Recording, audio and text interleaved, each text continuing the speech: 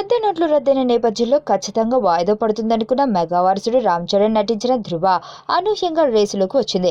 December 9వ తేదీన విడుదలని స్వయంగా చరణ్ ప్రకటించడంతో మెగా అభిమానుల ఆనందానికి అవధులు లేకుండా పోయాయి.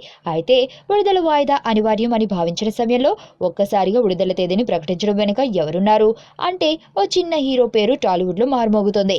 అతను మరెవరూ కాదు, సినిమాలన్నీ వాయిదాలు పడుతున్న తరుణంలో ధైర్యంగా తన సినిమాలను విడుదల చేసిన హీరో నిఖిల్. ఎక్కడికి పోతావు చిన్నవాడ సినిమాను విడుదల చేసి తెలుగు సినీ ప్రేక్షకుల అభిరుచి ఏమిటో మరోసారి చాటి చెప్పాడు నిఖిల్.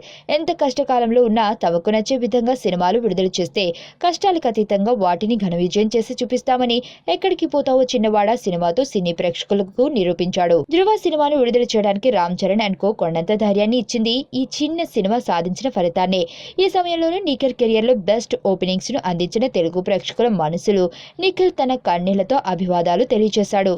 నిజానికి ఈ సినిమా విడుదలకు ముందు వరకు అన్ని సందేహాలే, కానీ విడుదలైన తర్వాత మాత్రం ఫుల్ క్లారిటీ వచ్చేసింది. ఈ నమ్మకంతోనే ధృవ కూడా విడుదలకు ముస్తాబయ్యాడు. ఓ పెద్ద బ్యానర్, ఓ పెద్ద హీరో నుండి వస్తున్న సినిమా కావడంతో నిఖిల్ వంటి చిన్న హీరో ఇచ్చిన ప్రోత్సాహాన్ని బయట పెడతారో లేదో గానీ 100% ధృవ విడుదల కావటానికి కారణం మాత్రం నిఖిల్ చూపించిన తెగువేనని కృష్ణానగర్ కబుర్లకు కొదవలేదు. అయితే ఆ తెగువ ప్రదర్శించినందుకు తెలుగు సినీ ప్రేక్షకులు కూడా అంతకు మించిన ఆదరణ చూపించి నిఖిల్ ను రియల్ హీరోగా నిలబెట్టారు. దీంతో ప్రస్తుతం ఎక్కడ విన్నా ఎక్కడికి పోతావు చిన్నవాడా అంటూ పలకరించుకోవడం సినీ ప్రేక్షకులకు వంతైంది.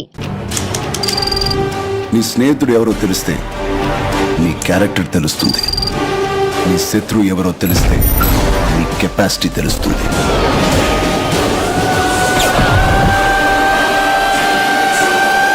నా శత్రుని సెలెక్ట్ చేసుకున్నాను.